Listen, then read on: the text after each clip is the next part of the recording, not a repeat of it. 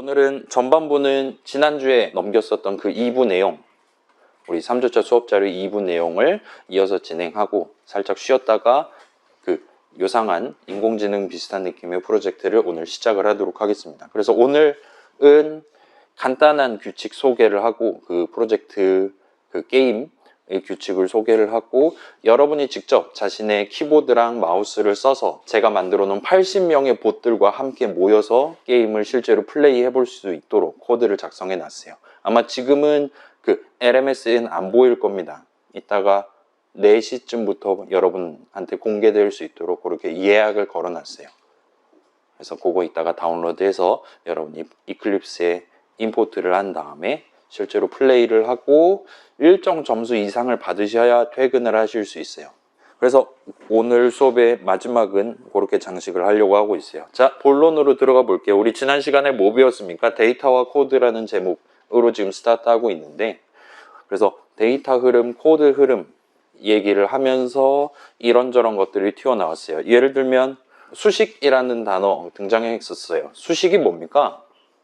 제가 이거를 아마 중간고사 전까지 여러분한테 수십 번은 여쭤볼 거예요. 지난 시간에 강조를 했습니다. 수식이 뭡니까? 자, 수식은 계산의 대상이 된다 그랬어요. 그 다음에 수식은 계산하면 결과값이 하나 나오는 친구를 수식이라 부른다 그랬습니다. 그래서 여러분 간단한 3 한 글자만 적어 놓는 거 3 더하기 5 또는 데이터 흐름 관점에서 상당히 중요한 는 수식이라는 얘기를 같이 진행을 했었어요.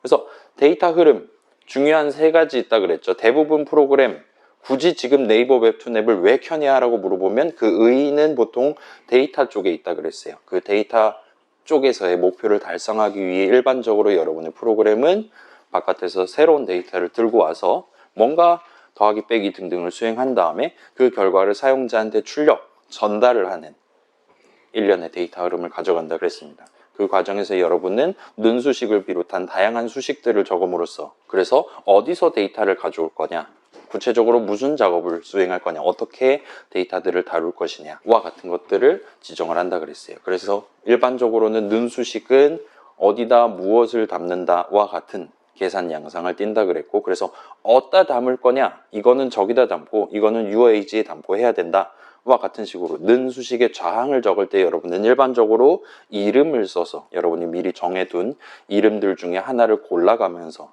는 수식을 완성한다는 얘기를 했어요. 그래서 이름 얘기가 튀어나왔었고, 그래서 파이썬은 선언이라고 말할 만한 게 자주 부각되진 않는 편이긴 한데 자바에서라든가 C라든가 등등에서는 그 선언이라는 친구가 특징적으로 자주 나타납니다. 선언은 이름을 선언하는 거라 그랬고, 여러분이 그 이름을 장차 어떤 용도로 사용할 것인지, 예를 들어 왼쪽에 int라고 적어놨다. 숫자값 하나를 담기 위한 이름을 선언하는 셈이 되는 거예요. 그 다음에 추가로 여러분이 그 myage라는 이름에 처음에 뭐를 담아놓고 스타트 할 거냐 역시나 지정할 수 있다 그랬어요. 그렇게 해서 마지막 세미콜론까지 찍으면 자바 선언이 완성이 된다 까지 말씀을 드렸었습니다.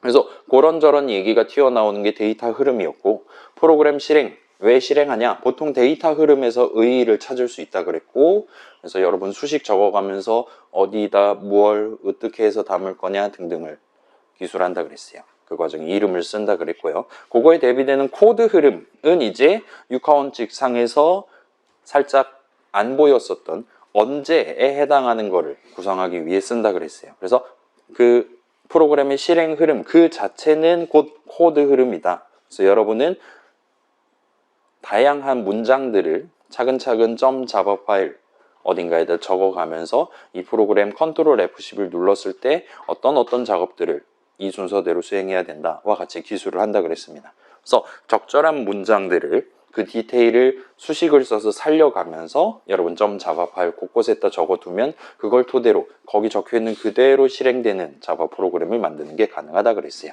그래서 그때 여러분이 쓸 수 있는 스킬은 3가지밖에 없습니다. 순차, 분기, 반복 이렇게 3가지밖에 없고, 이제 여러분 이미 알고 있다시피 분기 개념을 내 코드 흐름에 반영하기 위해서 여러분은 if문을 적을 수가 있고, 그 다음에 반복 흐름을 구성하기 위해서 우리 수업에서는 일단 while문이라는 친구를 한번 써봤어요. if 부문이랑 while문은 둘 다 수식을 하나씩 적죠. 그래서 그 결과값이 true냐 false냐에 따라서 어떤 코드를 실행하거나 실행하지 않거나 또는 한 번 더 실행하거나와 같은 결정을 내리게 됩니다.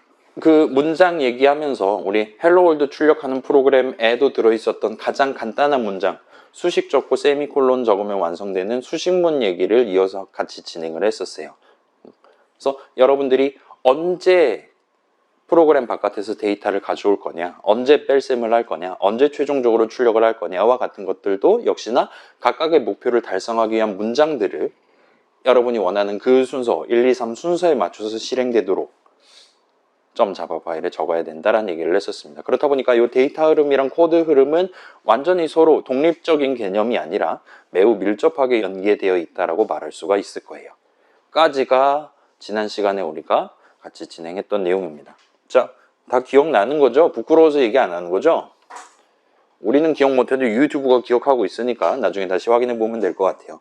그래서 오늘 2부는 자, 방금 얘기했던 것들을 여러분이 실질적으로 적용하기 위해서, 실질적으로 코드를 작성하기 위해서, 근데 이전보다는 조금 더 복잡한 프로그램을 만들고 싶을 때 도입할 수 있는 방금 전의 개념들을 살짝 확장하기 위한 요소를 하나를 추가로 살펴보고 끝을 내려고 하고 있습니다. 뭐 별거 아니에요. 여러분이 이미 다 알고 있는 거를 한번 구경해 볼 예정입니다. 자, 그래서 지금 우리 지난주에 압축 파일 하나 올려놨었잖아요.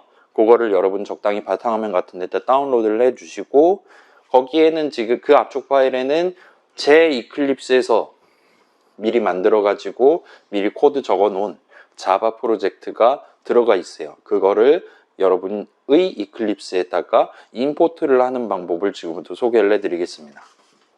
자, 일단 슬라이드 설명으로는 한 슬라이드로 끝이 나요. 근데 뭐 복잡해 보이는데 한번 같이 진행을 해봅시다. 자, 지금 보면 우리 지난 시간쯤에 했었던 헬로 월드, 그 다음에 지난 시간에 만들었었던 일부 자바 프로젝트 있고 그 아래 적당히 빈 부분에다가 우클릭을 하시면 메뉴가 뜨는데 임포트 점점점 해가지고 뭔가 착륙하는 느낌의 아이콘이 있을 거예요. 요거를 눌러보세요. 그러면 자, 이클립스는 일반적인 그냥 간단한 자바 프로그램 뿐만 아니라 이런저런 서로 다른 목표를 갖는 되게 복잡한 다양한 프로젝트들을 다룰 수 있도록 돼 있어요. 그래서 이것저것 많은데 우리 수업은 그냥 일반 자바 쓰니까 메뉴에 제네럴 골라주시고요. 그 아래 보면 이제 존재하는 프로젝트를 내 워크스페이스, 내 C 드라이브에 집어넣고 내 이클립스에 탑재를 해놓고 쓰겠다 메뉴가 있을 겁니다. 이 친구를 골라주세요. 그래서 이 친구 골라서 엔터키를 치시는가 하면 이제 어떤 프로젝트를 임포트를 할 거냐를 고르실 수가 있어요. 그래서 지금 보면 라디오 버튼 2개가 있는데 우리는 압축 파일로 지금 프로젝트가 마련되어 있으니까 Select Archive 파일을 눌러주시고 찾아보기 해서 대충 바탕화면에 있겠죠? 이 친구 우리 지난주 3주차 거 2부 예시에 해당하는 압축 파일을 대로 골라주세요. 자, 압축을 직접 푸실 필요 없어요. 이클립스가 풀 겁니다. .zip 파일을 골라주시면 돼요. 그러면 성공적으로 여러분이 골랐다면 지금 이 프로젝트 해가지고 이 허연색 커다란 곳에 프로젝트 이름 하나가 뜰 거고 체크박스가 체크가 되어 있는 걸 볼 수 있습니다. 만약에 이게 잘 체크되어 있다. 다른 거 그렇게 신경 안 쓰셔도 돼요. 그냥 엔터키를 강타하시면 임포트를 시작하게 됩니다. 엔터 치시면 패키지 익스플로러에 제가 만든 자바 프로젝트가 떠 있는 걸 볼 수 있을 거예요. 자, 여기서 잘 안 될 수 있습니다. 잘 안 된다 하면 저한테 얘기해 주세요. 그래서 우리가 직접 만들었던 거랑 똑같아요. 여시면 src 폴더 있고 여시면 조금 더 여시면 program.java 있을 겁니다. 그래서 그 안에 제가 작성한 코드가 조목조목 들어 있을 거예요. 자, 이렇게 띄워 놓은 상태에서 일단 슬라이드로 돌아가 볼게요. 체크가 안 될 수도 있어요. 오늘은 지금 다 잘 된 것 같은데 분명히 압축 파일 잘 골랐는데 체크가 안 되는 아니 지금 회색으로 나오고 체크박스가 아무리 클릭을 해도 체크가 안 되는 상황이 발생할 수 있습니다. 일단 왜 체크가 안 되냐? 대부분의 경우에는 저 이름이랑 동일한 이름의 프로젝트를 이전에 한번 임포트를 한 적이 있다면 다시 한번 임포트를 하는 게 안 될 수도 있어요. 근데 여러분의 이클립스, 여러분의 패키지 익스플로러에 저 이름의 프로젝트가 없음에도 불구하고 다시 임포트를 할 때 체크가 안 될 수도 있습니다. 만약에 그런 경우가 생기면 저한테 얘기를 해주시면 조치를 해드리도록 하겠습니다. 일단은 지금은 그냥 넘어갑시다. 자, 그래서 이 내용을 같이 한번 구경해 보려고 하고 있어요. 그래서 주석으로 표시해 놓은 프로그래밍 목표를 한번 같이 달성을 해보도록 합시다. 자, 그래서 이클립스로 돌아와 볼게요. 뭐 지난주에 봤던 거랑 비슷하게 생겼어요. 그래서 뭐 이런 것들 당연히 저도 안 쳤겠죠. 자동 완성 당한 거 그대로 쓰고 있고, 이제 여기서부터 이제 본론이 시작됩니다. 그래서 이 프로그램에서 사용할 이름 4개에 대한 선언을 위에다 몰아놨어요. 요 스캐너 어쩌고저쩌고 하는 거 지난 시간에 같이 써봤었죠. 그래서 키보드 입력을 받기 위한, 사용자가 키보드를 입력한 숫자라든가 그런 것들을 프로그램 바깥에 있으니까 내 프로그램 안으로 가져오기 위한 작업을 수행할 때 쓸 새로운 이름에 대한 선언입니다. 그 다음에 숫자 3개를 담기 위한 각각의 이름, 그래서 input에다가 아마 사용자가 입력한 걸 담을 것 같아요. 그 다음에 absolute number of input, next even number of input 해가지고 2개의 또 다른 이름을 선언을 적어 놓고 스타트를 하고 있습니다. 그래서 그 밑에 있는 문장 2개도 역시나 지난 시간에 봤던 그대로일 거예요. 숫자를 입력하세요 해가지고 그 결과를 인풋에다가 담습니다. 별거 없죠? 자, 그 다음에 새로운 데이터를 만들고 있어요. 그래서 absolute number of input에다가는 사용자가 0 엔터 쳤을 수도 있고 3, 5 엔터 쳤을 수도 있고 마이너스 7 엔터 쳤을 수도 있잖아요. 자, 그랬을 때 만약에 사용자가 음수를 입력했었다면 그 수에 대한 절대값을 absolute number of input에다 담는 게 목표입니다. 물론 0 또는 양수를 입력했을 때도 그렇게 담는 게 목표예요. 그걸 달성하기 위한 이 부문을 시간 절약을 위해 제가 직접 만들어 왔어요. 그래서 while문이랑 비슷하게 생겼죠? 그래서 이 전체가 하나의 if 부문입니다. 파이썬도 똑같아요, 이거는. 이 전체가 하나의 if 부문이고, 이 if 부문은 맨 위에 if 부분이랑 그 아래 else 부분으로 구성되어 있는 거예요. if 부문 실행 다 알고 있죠? if 부문 실행 어떻게 해요? 가장 먼저 뭐 해요? 그죠? 조건식을 계산해요. 그리고 조건식 계산 결과값이 true면 if 부분 내용을 실행합니다. 만약에 if 부분 내용을 실행했다면 else 부분이 있든 없든 if 부분 전체의 실행이 끝나요. 그죠? 반면 만약에 조건식 계산 결과값이 false였다라면 절대로 if 부분 내용물을 실행하지 않습니다.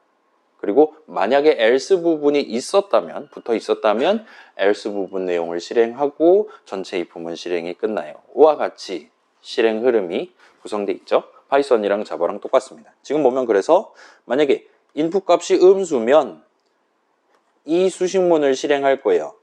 그리고 이 수식문은 지금 는 왼쪽에는 우리가 지금 담으려고 하는 그 목표에 해당하는 이름 적혀 있고, 그 오른쪽 수식은 마이너스 인풋이 적혀 있습니다. 그래서 예를 들어 인풋 자리에 마이너스 7이 있었다. 수식 마이너스 인풋을 계산한 결과값은 플러스 7이 나올 것이고, 따라서 그에 대한 적절한 절대값을 담는 셈이 돼요.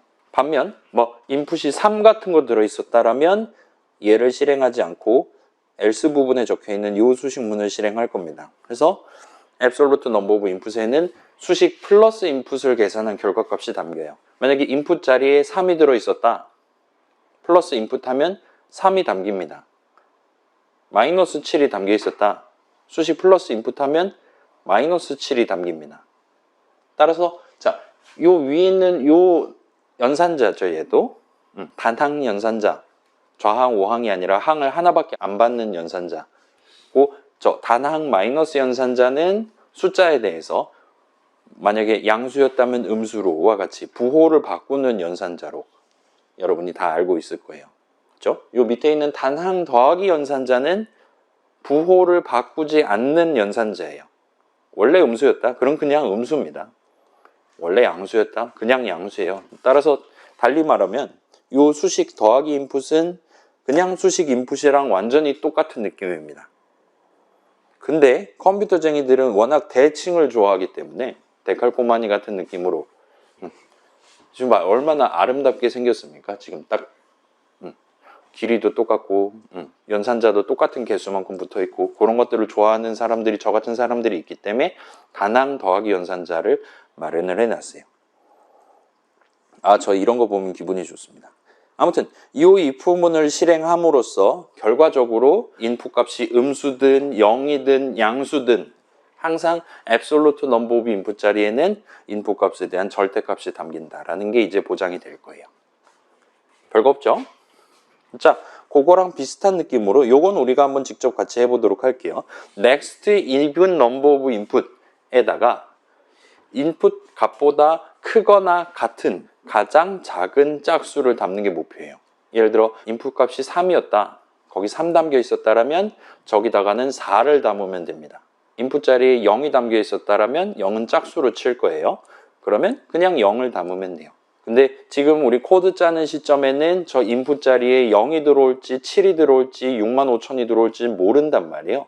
그렇기 때문에 일단 입력을 받아서 그 스캐너를 써서 입력받아서 데이터를 획득한 다음에 그 데이터 인풋에 담겨 있는 값이 구체적으로 정확히 이번 실행에 대해서 얼마냐를 여러분이 직접 확인을 해야 돼요. 그걸 토대로 서로 다른 는수식을 계산해야 됩니다. 그래서 서로 다른 문장을 실행할 수 있도록 여기도 마찬가지로 if문을 써서 구성을 하게 될 거예요. 그래서 여긴 지금 오류를 내지 않기 위해서 그냥 적어 놓은 거니까 일단 지우시고 같이 한번 시도를 해보도록 합시다. 자, 우리는 자바에서의 if문을 적기 시작할 거예요. 그래서 어떻게 적으면 되냐면, 자, 여러분 if까지 친 다음에 컨트롤 스페이스 한번 눌러보세요. 그러면 이클립스가 약간 뭐 메모장 같은 느낌의 아이콘으로 해서 4개를 목록에 보여주는 걸 확인하실 수 있을 겁니다. 그래서 if문 적을 때 고르기, 그 다음에 if else 해가지고 else 부분 달려있는 if문을 적을 때 고르기, 그 밑에 2개는 뭔지 잘 모르겠어요. 자, 우리 같은 경우는 지금은 if else를 골라서 엔터를 한번 쳐보도록 합시다. 그러면 이 위에 적혀 있었던 if문이랑 동등한 느낌의 조금 길다란 if문을 나 대신 적어줄 거예요. 그럼 이제 우리는 디테일을 지정을 해줘야 되니까 조건식을 이제 적어야 됩니다. 그래서 컨디션 자리에다가 자, 인풋에 담겨 있는 값이 홀수면 true가 나오도록 한번 해보도록 합시다. 어떻게 하면 되나요? 지난 시간에 살짝 나왔던 일단 퍼센트 연산자를 쓸 것 같고요. 다음에 좌항 인풋 하면 되고 우항은 2를 하면 될 겁니다. 했을 때 이제 홀수니까 1 나오면 되는 거죠. 그래서 뭐 이게 좀 보기 좀 불편하다 싶으면 엔터 키를 쳐주시면 위에 거랑 동등한 느낌이 될 겁니다. 자, 주석은 저만 칠게요. 홀수면 1 더함, 요 아래는 이제 좀 이따가는 짝수면 0 더함, 더해서 담음이겠죠. 이런 느낌의 목표를 달성하기 위한 문장을 적으시면 돼요.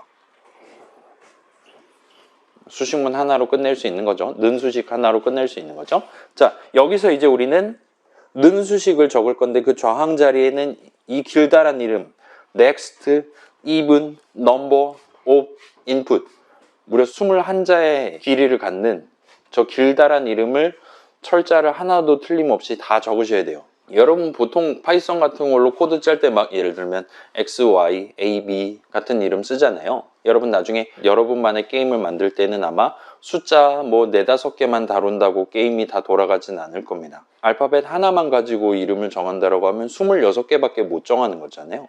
그렇다 보니까 그때쯤 가면 아마도 필연적으로 새로운 선언을 적을 때, 새로운 이름을 도입할 때 좀 더 긴 이름을 쓰실 수가 있게 될 거예요. 물론 이제 자바 같은 경우는 여러분 한글 이름을 쓰실 수 있습니다. 얼마든지 쓰실 수 있어요. 한영키 쳐서 뭐 사용자가 입력한 수, 아니면 수, 숙, 순, 숫, 술, 숨 이런 식으로 얼마든지 한글 이름을 정하실 수 있는데 보통 한국 사람 프로그래머들은 그런 짓을 안 하는 편이죠. 엔간하면 영어로 적으시게 될 것 같습니다. 그래서 이게 뭐 영문법에 맞는지도 잘 모르겠어요. 적당히 이름 붙여놓은 거고. 자, 아무튼 현재 목표는 저 이름을 이름이니까 미리 정해놓은 그대로 여러분이 불러야 의미를 갖는 거잖아요. 저 21자의 이름을 이클립스로 치는 걸 목표로 자, 우리 스캐너라는 이름 적을 때랑 비슷해요. 그때도 대문자 S로 시작하는 스캔 정도까지만 치고 컨트롤 스페이스를 눌렀더니 목록이 튀어나왔잖아요. 이건 저만 할게요.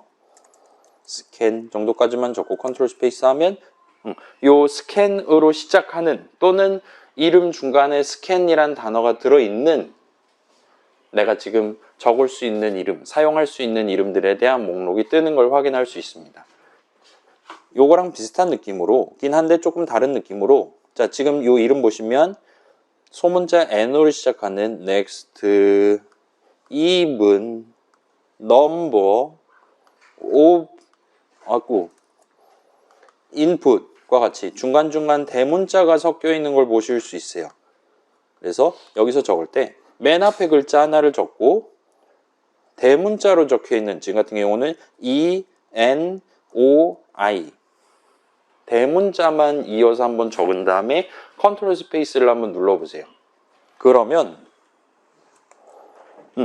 이클립스가 저 대문자들이 이름 중간중간에 순서대로 들어있는 내가 사용할 수 있는 이름을 여러분한테 제시하는 걸 확인하실 수 있을 겁니다. 그러면 바로 엔터키 치시면 저 21자에 해당하는 이름을 철자 하나도 틀림없이 잘 적으실 수가 있게 되는 거예요.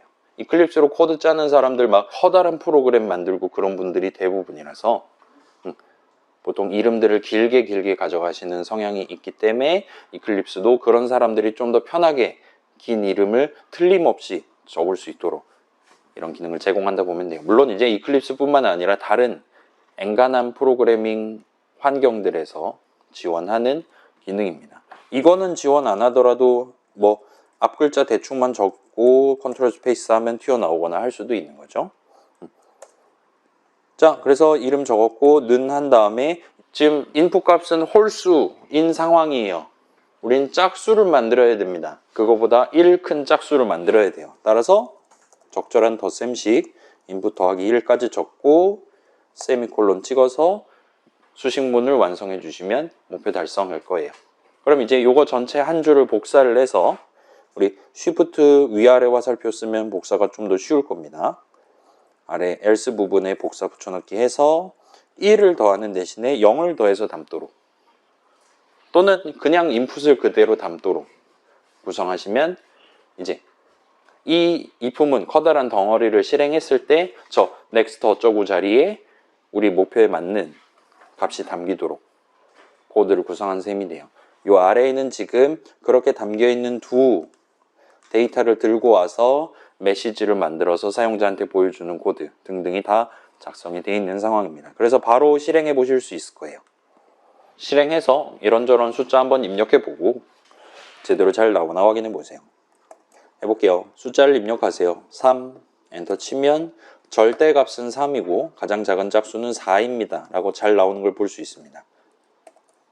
그 다음에 0 해볼까요? 0 그래서 절대값 0이고 가장 작은 짝수 역시나 0이에요. 자, 그 다음에 뭐 마이너스 7 해볼까요? 이러면 가장 작은 짝수 뭐 나와야 되는 거예요? 마이너스 7보다는 크지만 가장 작은 짝수 마이너스 6이 나와야 됩니다. 엔터 치면 뭐지? 잠깐만, 이건 홀수잖아요. 어디에 문제가 있는 걸까요? 일단 절대값은 잘 나와요. 여긴 뭐 부호 바꾸는 거니까요. 입력한 숫자보다 크거나 같은 가장 작은 짝수는 마이너스 6이어야 되는데 마이너스 8도 아니고 마이너스 7이 나오는 걸 볼 수 있습니다.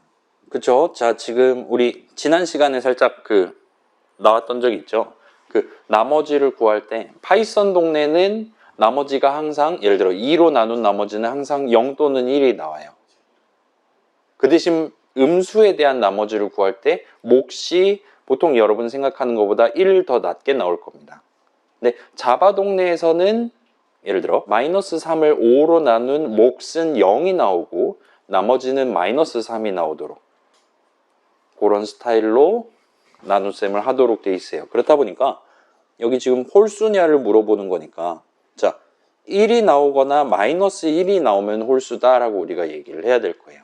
따라서 이 조건식을 고쳐야 됩니다. 지금은 목표를 절반만 달성한 셈이에요. 이제 파이썬 같은 경우는 AND 연산자가 있죠. 여러분 수식 적을 때 양쪽 다 true에 준하냐를 물어보거나 하고 싶은 상황에서 and 연산자를 쓸 수 있었잖아요. 자바 동네에서는 그런 목표를 달성하기 위해 Shift 7 하면 나오는 요 ampersand를 2번 적습니다. 띄어쓰기 하지 않고 2번을 적어요. 그래서 ampersand 또는 and 연산자를 써요. 그래서 왼쪽 수식 복사해 와서 2로 나눈 나머지가 1이거나 잠깐만, 이건 and가 아니라 or를 써야겠군요.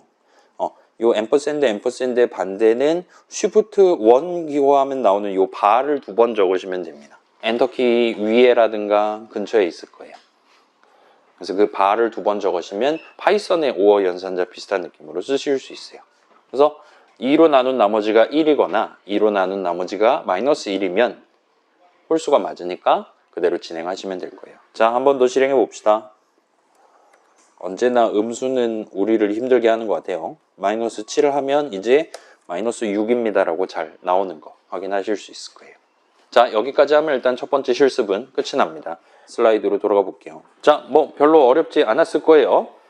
그래서 이름 잘 적어야 되니까 이클립스 같은 경우는 컨트롤 스페이스 단축키를 제공을 합니다. 다른 개발 환경, 예를 들어 파이썬 깔면 동봉되어 있는 아이들이라든가 여러분 들어본 적 있을 수 있는 비주얼 스튜디오라든가 그런 대부분 동네에서 요 컨트롤 스페이스에서 자동 완성을 할 수 있는 기능들은 엔간하면 다 지원을 해줘요. 그래서 여러분 이름 적을 때라든가 아니면 좀 더 복잡한 느낌의 좀 더 커다란 문장을 적을 때라든가 등등 다양한 상황에서 자동 완성 서비스를 받아서 쓰실 수가 있을 거예요. 그래서 이 정도 확인해 봤고, 자, 요 코드를 이제 살짝 요상하게 한번 고쳐 볼게요. 자, 지금 그 절대값 구하는 원래 적혀 있었던 if문이 있잖아요. 그 if문 전체를 마우스를 쓰든가 하셔서 전체를 부대 지정을 하신 다음에 선택을 하신 다음에 윈도우 기준으로 Alt Shift M을 한번 눌러 보세요. 이제 맥에서는 이게 단축키가 좀 다를 것 같은데 보여드릴게요. 자, 윈도우 친구들은 Alt Shift M 누르시면 되고요. 맥 쓰는 친구들은 요번에는 요 전체 일단 선택하시고 우클릭을 하신 다음에 보시면 Refactor라는 메뉴가 있습니다. Refactor 가셔서 Extract Method라는 항목이 있을 거예요. 그 옆에 아마 단축키 적혀 있을 테니까 다음부터 그거 누르시면 됩니다. 자, 그래서 Extract Method를 누르시면 이런 느낌의 창이 떠요. 그래서 슬라이드로 돌아가 볼게요. 자, 이런 창이 뜨면 성공이고, 뭐 extract, 뭐 추출하다란 뜻이죠. 메서드 추출 같은 느낌의 창이 떴습니다. 그 다음에 여러분한테 가장 위에 메서드 이름을 고르랍시고 박스가 하나 있어요. 그 메서드 네임 적는 부분에다가 대문자를 섞어가면서 get absolute number 정도 되는 이름을 적고, 자, 여기는 지금 새로운 이름을 정하는 거기 때문에 아쉽지만 여기선 자동 완성 같은 서비스가 제공이 안 됩니다. 그래서 적당히 적으시고 뭐 경고 같은 거 아마 뜰 것 같은데 그냥 무시하고 엔터키를 강타를 하시면 코드가 살짝 바뀌는 걸 확인하실 수 있을 거예요. 자, 저도 한번 해볼게요.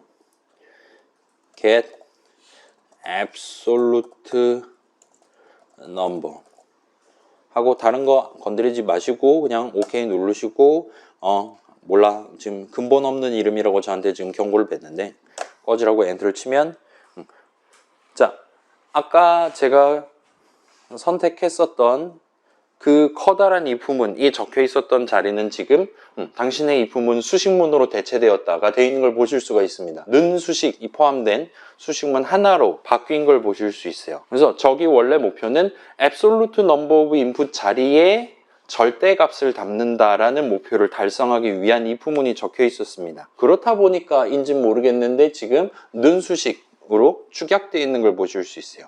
그 다음에 는 수식의 우항 자리에는 우리가 방금 정한 이름하고 괄호 열고 닫고 해갖고 지금 수식이 완성되어 있는 걸 보실 수 있습니다. 자, 여기서 끝난 게 아니라 여러분이 스크롤을 조금 내리시면 이제 그 밑에 뭐 private, static 뭐 이런 거 적혀 있긴 한데 아무튼 int 띄고 우리가 방금 정한 이름 적혀 있고 괄호 열고 닫고 돼 있고 중괄호 열고 닫고 돼 있고 와 같이 적혀 있는 걸 보실 수 있어요. 이거 원래 없었습니다, 여러분. 우리가 아까 엔터 침으로써 이클립스가 새로 적어준 코드 덩어리예요. 그리고 그 안에를 보시면 우리가 방금 골랐었던 if문 이 통째로 여기 지금 옮겨져 있고 그 위에는 선언 하나 있고 그 밑에는 return문이 하나 있는 걸 보실 수가 있습니다. return문 여러분 배웠죠? 파이썬 할 때 return문 써봤죠 다들? return문 뭐 하는 겁니까? 그렇죠? return 값을 뭘로 할지 return 3 할지 return 5 할지 여러분 정할 수가 있죠. 수식을 적어 놓으면 되죠. 자, 그거랑 한 가지가 더 있어요. return문을 실행한다라는 건 뭐를 의미하죠? 첫 번째, return 값을 이 수식의 계산 결과 값으로 정한다예요. 두 번째는 그죠? 그 return문을 실행하는 시점에 그 return문이 적혀 있었던 그 함수 내용물 전체의 실행을 끝낸다라는 코드 흐름 관점에서의 작업도 추가로 들어가 있죠. 아무튼 그런 목표를 자바에서도 동등하게 달성하기 위한 문장입니다. 그래서 자, 우리가 골랐던 문장들을 포함하는 새로운 무언가가 생겼어요. 메서드라는 친구가 생긴 것 같아요. 그래서 어떤 문장들을 다른 중괄호 안으로 추출을 해 놓은 걸 보실 수가 있어요.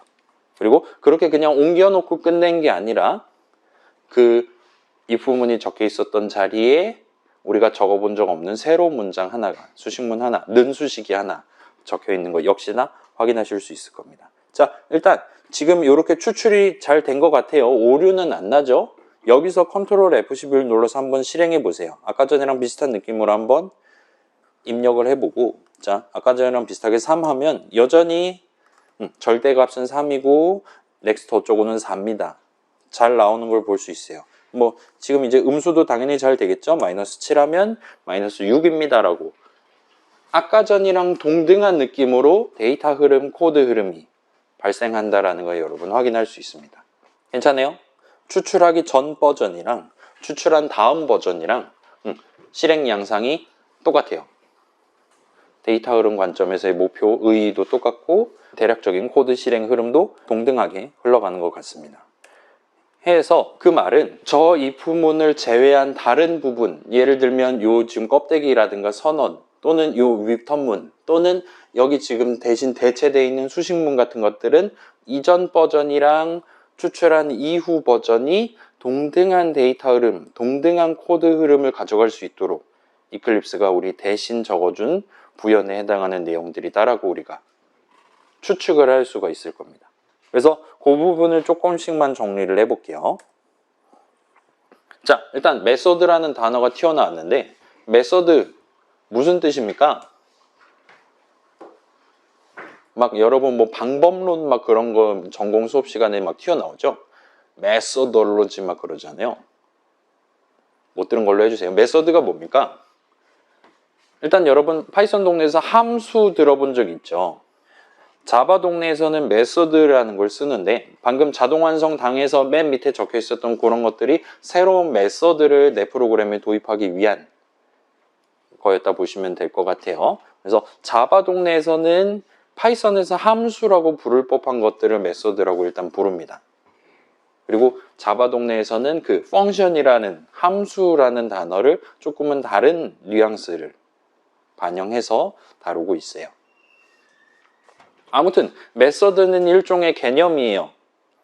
그리고 여러분이 직접 눈으로 볼 수 있었던 .java 파일에 적혀 있었던 방금 아래에 추가되어 있었던 것을 메서드 정의, 메서드 데피니션이라 부릅니다. 여러분도 .py 파일에 함수 정의를 새로 적는 게 가능했었죠.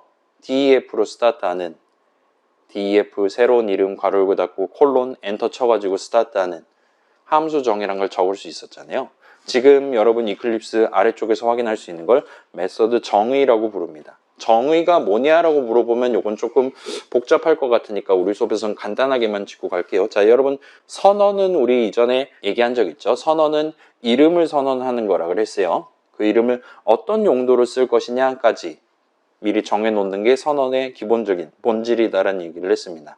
거기에 이제 추가적으로 처음에 뭐를 담아놓고 스타트할 거냐 역시나 적을 수가 있다 그랬어요.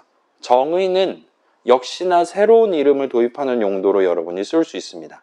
다만 거기서 끝나는 게 아니라 이 이름을 어느 용도로 쓸 것이냐 플러스 걔의 구체적인 내용물 무엇으로 구성되냐까지 여러분이 전부 다 기술을 하는 게 프로그래밍 동네에서 말하는 정의라고 보시면 될 것 같아요. 선언보다 조금 더 커다란 개념 같은 느낌이 됩니다. 괜찮아요? 새로운 이름, get absolute number라는 새로운 메소드 쓸 거야 까지만 하면 이클립스 입장에서는 그래서 get absolute number 나중에 구체적으로 무슨 작업을 해야 되는지를 알 길이 없으니까 이름만 가지고는 걔가 구체적으로 무슨 동작을 해야 되는지를 알 수가 없으니까 그 새로운 이름을 정하는 우리가 사람이 프로그래머가 절대값을 구한다라는 거는 어떤 값이 음수인지 아닌지를 판단해서 음수인 경우 부호를 바꾸는 것이다 라고 구체적인 방안까지 문장들까지 여러분이 직접 정하는 거라 보시면 돼요. 이제 다른 프로그래밍 언어에서도 정의라는 단어를 쓸 거고 보통은 요거랑 비슷한 또는 요거에 추가로 뭔가 의미가 붙는 과 같은 뉘앙스로 가져가시게 됩니다. 아무튼 선언에 비해서는 조금 더 구체적인 무언가들을 추가로 적는 거라고 대충 가져가시면 좋을 것 같아요. 아무튼 자바 동네에서는 메서드 정의를 적을 때 이런 것들을 여러분이 적어 두시게 됩니다. 그래서 파이썬이랑 비슷하게 새로운 메서드의 이름, 새로운 함수의 이름을 여러분이 정해요. 그 다음에 인수라는 단어 여러분 이미 들어봤죠? 파이썬에서도 함수 정의 첫 줄 적을 때 괄호 안에 인수를 몇 개 받을 거냐 여러분 정할 수 있었잖아요. 2개 받는다, 막 A, B 한 적 있죠? 자바 동네에서는 그렇게 인수의 이름만 정하는 게 아니라 그래서 A라는 인수는 무슨 값을 받기 위해서 쓸 거냐와 같이 형식까지 같이 적을 겁니다. 지금은 int가 적혀 있을 거예요. 아무튼 인수들에 대해서 적고 그 다음에 return 값 역시나 내가 숫자를 return 할 거냐 아니면 메시지를 return 할 거냐 등등 return 값의 형식 역시나 메서드 정의를 적을 때 첫 줄에다가 정하게 됩니다. 그 다음에 이제 중괄호 열고 닫고 해서 그 메서드의 내용물을 적으시게 돼요. 자, 지금 여러분 눈앞에 있는 메서드 정의 들고 왔어요. 보시면 지금 이름 왼쪽에 있는 게 return 값의 형식입니다. get absolute number는 최종적으로 int 값을 하나를 던져주는 메서드예요. 메서드 이름 있고요. 그 오른쪽 괄호 안에는 지금 인수 목록, 지금 같은 경우는 인수 하나를 받는다라고 적어놨고 그거를 int 형식 값을 받겠다라고 적은 셈이 됩니다. 그래서 저 지금 인수 목록 괄호 안에 있는 거 보면 대충 선언 같이 생겼죠. input이라는 이름, 인수 이름으로서 쓸 거고 int 값 하나 받는 용도로 쓸 거다. 세미콜론만 안 찍었지 선언이랑 비슷한 느낌으로 적혀 있다. 확인하실 수 있을 겁니다. 자, 그래서 그 내용물로서는 문장들이 들어가 있을 수 있고요. 그 문장들에서 여러분이 사용하기 위한 새로운 이름이 필요하다. 그러면 얼마든지 선언도 적으실 수가 있습니다. 자, 그 다음에 private이 붙어 있고 static 막 이런 게 붙어 있는데 얘네는 그러려냐고 넘어갑시다. 자동 완성으로 적어줬으니까 이대로 들고 가도록 할게요. private이라는 단어는 지우셔도 동등하게 동작할 거예요. static이라는 단어는 지우시면 아마 동일하게 동작을 하지 않을 겁니다. 뭔지는 잘 모르겠지만 이거는 차후에 설명을 드리도록 할게요. 자, 그래서 지금 extract method라는 기능을 써서 코드를 이딴 식으로 바꿔놨어요. 일단 지금 바뀐 코드는 추출 이전 버전이랑 동등한 느낌으로 실행되고 있습니다. 그거에 착안해서 살짝 같이 한번 구경을 해보도록 할게요. 이 수식문은 지금 사용자 키보드 입력을 받은 직후에 실행될 거예요. 원래는 if문이 실행되는데 이제는 이 수식문이 실행됩니다. 그래서 저 수식문을 이제 실행해야 된다. 그 위에 문장 실행이 끝났다 하는 타이밍에는 저 이름 input 자리에는 사용자가 입력한 숫자 -7이나 3 같은 게 담겨 있을 겁니다. 그 다음에 이 문장의 다음 문장은 아까 그 next 어쩌고저쩌고에다가 이거보다 크거나 같은 가장 작은 짝수를 담는 if문이 들어있단 말이에요. 그래서 이 수식문의 실행이 끝나는 시점에는 이제 는수식 계산까지 다 끝나는 시점에는 저 absolute number of input 자리에는 input 값에 대한 절대값이 담겨 있게 될 거예요.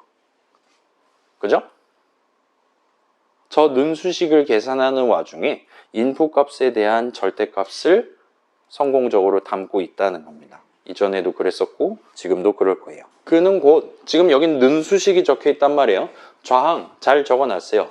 그래서 계산하면 절대값이 나오는 수식으로서 저 메서드 이름에 괄호 열고 닫고 돼 있는 저 수식이 지금 적혀 있다고 볼 수 있어요. 저 수식을 계산하면 인풋 값에 대한 절대값이 계산 결과값으로서 나오고 있습니다.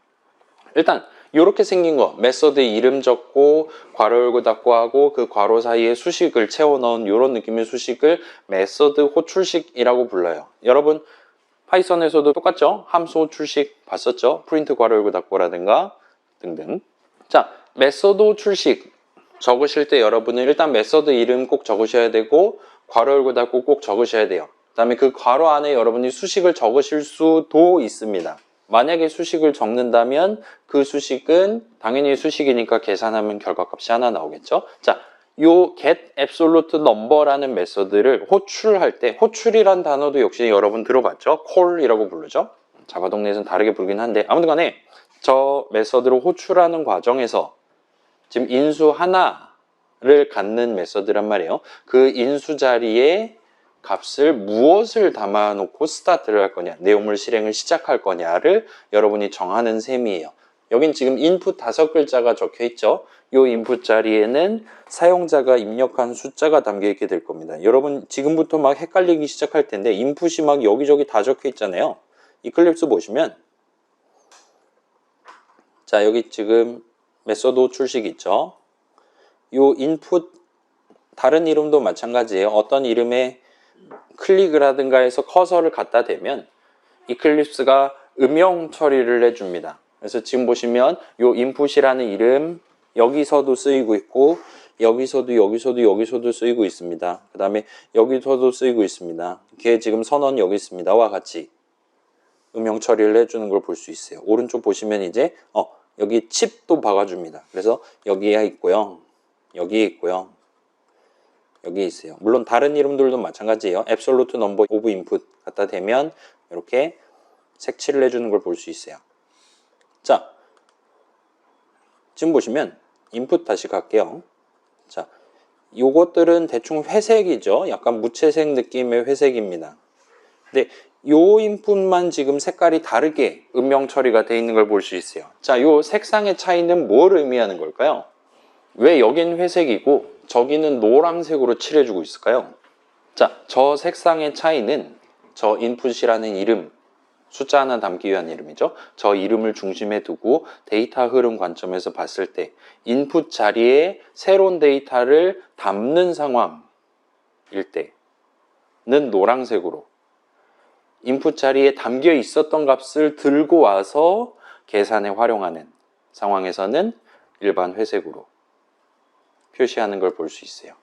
다른 이름들도 비슷해요. 그래서 대부분 상황에서는 요 는 수식의 좌항 자리에 적어놓은 이름에 대해서 노란색으로 색칠을 해줄 겁니다. 괜찮아요? 데이터 흐름 관점에서 양쪽에 동등한 느낌으로 우리가 키보드로 쳐서 이름을 사용했지만 그 사용하는 양상이 다르다는 거예요.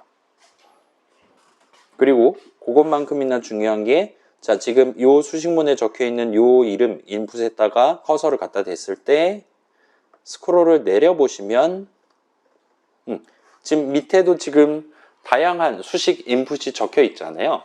그럼에도 불구하고 여기서 지금 사용하고 있는 이름 인풋에는 음영 처리가 안 돼 있는 걸 볼 수 있어요. 비록 철자는 5글자 똑같이 생겼지만 위에서 쓰고 있는 이름 인풋이랑 요 아래에서 쓰고 있는 이름 인풋은 서로 다른 이름입니다. 그러면 아래 적혀 있는 거에 마우스 한번 갖다 대볼게요.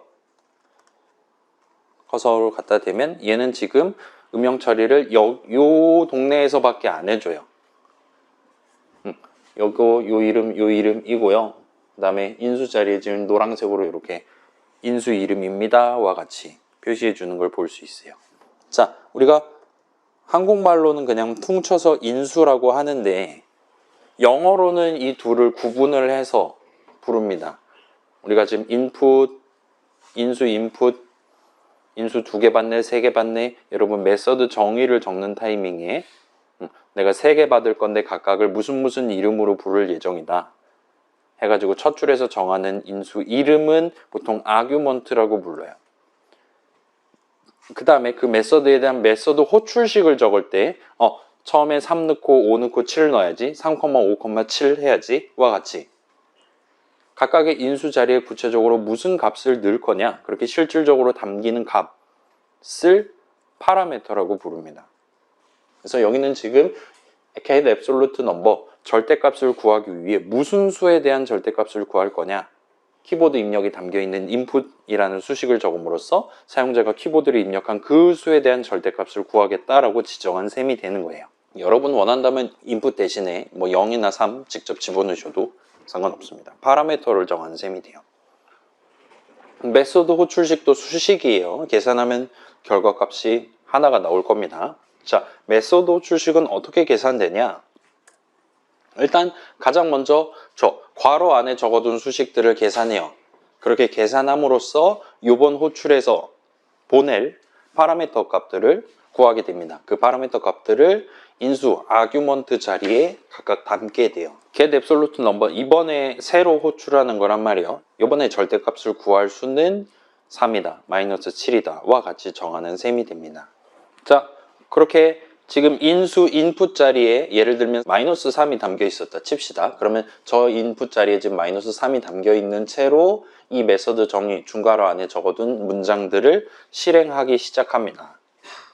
지금은 if문 하나랑 return문 하나로 구성되어 있어요. 그렇게 해서 if문 실행하면서 absolute number of input 자리에는 원래 마이너스 3 집어넣었다면 플러스 3이 담겨 있게 되겠죠. 마지막으로 return문을 실행함으로써 요번 호출에서의 요번에 이 내용물 실행을 야기한 그 메서드 호출식의 계산 결과값을 지정을 하게 돼요. 지금 같은 경우는 플러스 3을 리턴하겠다와 같은 느낌으로 동작을 하게 될 겁니다. 그래서 내용물 문장들 실행이 다 끝나거나 리턴문 실행이 끝난 시점에 드디어 이 전체 내용물 실행을 야기했었던 그 메서드 호출식의 계산이 끝이 날 수가 있게 돼요. 이 메서드 호출식의 계산 결과값은 방금 전 내용물 실행하면서 지정했던 리턴 값이 됩니다. 지금 예시 같은 경우는 플러스 3이 돼요. 그렇게 리턴 값이 나오면 이 전체 메서드 호출식 계산 결과값이 나오면 그 다음 수식, 그 플러스 3을 absolute number of input 자리에다 담는 는 수식을 이어서 계산을 하게 되겠죠. 그렇게 해서 담아 놓으면 이 수식문의 실행이 끝나고 우리의 데이터 흐름 관점에서의 목표 역시나 달성을 하게 될 겁니다. 자, 뭔가 좀 복잡할 수도 있고 잘 모르겠다 싶을 수 있는데 뭐 중간고사 보기 위해서 요거 영상 다시 구경할 때쯤에는 뭐 그럭저럭 어렵지 않게 납득하실 수 있었을 거예요. 그래서 자, 우리 메서드 추출이라는 자동 완성 기능을 써서 새로운 메서드 정의를 적었습니다. 이클립스가 대신 적어줬어요. 그 와중에 다양한 수식문이라든가 메서드 정의 첫 줄이라든가 선언, 리턴문이라든가 그런 추가적인 코드를 대신 적어줬습니다. 그런 것들이 결과적으로 한데 뭉쳐서 추출 이전 버전이랑 추출 이후 버전이 동등한 느낌의 데이터 흐름, 코드 흐름을 가져가고 있다라는 것만 지금 기억을 해두시면 각각의 지금 추가된 부분들이 무슨 의미를 가져가냐, 그래서 메소드 호출식이라는 게 구체적으로 뭐 하는 수식이냐 와 같은 것들을 다시 한번 점검해 보실 수 있을 거예요. 자, 일부 내용이랑 섞어서 한 번만 더 요약하고 쉬는 시간을 갖도록 합시다. 데이터 흐름 관점에서 메서드 정의, 내용물, 그 안에도 문장이 다양하게 있었단 말이에요. 그 내용물 문장들을 실행하기 직전 타이밍에 각각의 인수 자리에 이번 호출에 대한 적절한 값을 담아 놓고 스타트를 하게 됩니다. 그 다음에 내용물 실행 도중에 리턴문을 실행함으로써 요번 호출, 요번 내용물 실행을 야기한 그 메서드 호출식의 계산 결과값을 결정하게 돼요. 그렇게 메서드 호출식 전체에 대한 계산이 끝나면 그 메서드 호출식이 어디 적혀 있었냐에 따라서 지금 같은 경우는 는 수식 우항으로 적혀 있었죠. 그런 식으로 리턴 값을 다른 수식에 얼마든지 여러분이 활용을 하실 수가 있어요. 각각의 메서드 정의 내용물은 기본적으로는 독립적입니다. 그 안에서 발생하는 데이터 흐름은 서로 따로 놀아요. 그렇기는 하지만 요 인수 개념 내지는 리턴 값 개념을 사용함으로써 여러분은 메서드 정의 내용물 바깥이랑 안쪽이랑 사이의 데이터 흐름을 목표에 맞게 가져가시는 게 얼마든지 가능해요. 자, 코드 흐름 관점에서 놓고 볼게요. 메서드 호출식, 수식을 계산한다 라는 건 그 과정에서 다른 어딘가에 적혀 있을 그 메서드 정의, 중괄호 안에 적혀 있는 그 메서드의 내용물, 문장들을 실행한다 라는 작업을 수반하게 됩니다. 그래서 내용물 실행이 끝나지 않는 한 이번 실행을 야기한 그 메소드 호출식의 계산 역시나 끝이 나지 않아요. 여기가 조금 특이한 점이에요. 일부에서 우리 수식은 문장의 디테일을 구성한다. 모든 수식은 어떤 문장 둘도 0개도 아닌 하나에 포함되어 있어야만 한다. 라는 얘기를 했어요. 그것만 놓고 보면 문장의 개념이 수식의 개념보다 좀 더 큰 개념이다라고 생각을 할 수도 있습니다. 여러분이 수식만 딸랑 적는 게 불가능해요. 반드시 세미콜론을 찍든가 아무튼 어떤 문장 안에 포함을 시켜야만 의미를 갖습니다. 걔가 언제 계산될 거냐를 정하는 셈인데요. 그렇다 보니까 수식이 문장보다 좀 더 작은 개념이다라고 여길 수도 있어요. 근데 이 메소드 얘기가 들어가면 그 짤막한 수식, get absolute number 괄호 열고 input 괄호 닫고 와 같은 짤막한 수식을 계산하는 와중에 그 밑에 적혀 있었던 커다란 if문을 실행을 중간에 반드시 하도록 되어 있다는 걸 확인하실 수 있었을 거예요. 그래서 작은 수식을 하나를 계산하기 위해 어딘가 적혀 있는 엄청 많은 문장들을 실행할 수도 있다 라고 보시면 될 것 같아요. 그래서 그 측면에서 보면 한 줄 계산, 짤막한 단어 하나 계산하는데 상당히 많은 코드, 상당히 많은 문장들을 실행할 수도 있겠구나. 크기 비교상에서 크고 작고 개념이 반대로 뒤집힐 수도 있구나 라고 여러분이 여길 수 있을 겁니다. 자, 사실은 우리 헬로 월드 프로그램, scanner.nextint 같은 것들을 적을 때 이 친구들도 전부 다 메소드 호출식이에요. 우리가 직접 저 nextint라는 이름, println이라는 이름을 갖는 메소드에 대한 메소드 정의를 직접 적거나 아니면 다른 어딘가에 적혀 있는 걸 구경을 해본 건 아니기는 하지만 아무튼 어딘가에는 저 nextint라는 이름의 메소드에 대한 메소드 정의, println이라는 메소드에 대한 메소드 정의, 문장들이 잔뜩 적혀 있을 겁니다. 그리고 우리는 간단하게 sysout 해가지고 저 메소드에 대한 메소드 호출식을 적음으로써 다른 어딘가에 적혀 있는 몇천 줄 될 거예요. 엄청나게 긴 문장들을 실행을 야기를 할 수가 있었어요. 자, println이라는 메소드에 대한 메소드 정의 안에는 당연하게도 인수로 헬로 월드를 받았다 치면 그 헬로 월드라는 메시지를 콘솔 탭의 커서 다음 위치에다가 적기 위한 예를 들면 는수식 같은 게 포함되어 있는 문장이 들어있을 겁니다. 그래서 3 집어넣었으면 3 한 글자 만들어서 출력한다든가 와 같은 코드들이 거기에 빼곡하게 적혀 있게 될 거예요. 그럼으로써 거기에 적혀 있는 는수식 내지는 위턴문 같은 거를 계산 내지는 실행함으로써 프로그램 바깥과 안쪽을 잇는 데이터 흐름을 우리는 달성할 수가 있었다 보면 돼요. 자, 이 정도까지 하고 여기까지 하면 이제 프로그래밍의 생 기초에 해당하는 여러분 지금 들고 갈 만한 내용들을 어느 정도 다룬 셈입니다. 우리 막 프라이빗, 스태틱 얘기 나오고 막 인트 형식 이런 거 막 설명도 없이 그냥 지나가긴 했는데 걔네들은 다음 주는 좀 그렇고 다다음 주쯤부터 아마 튀어나오지 않을까 싶어요. 그래서 이 정도 정리해두고 잠깐 쉬었다가 저도 지금 목을 쉬어야겠어요. 잠깐 쉬었다가 그 프로젝트를 시작을 해보도록 할게요. 36분이니까 50분에 재개를 하도록 하겠습니다.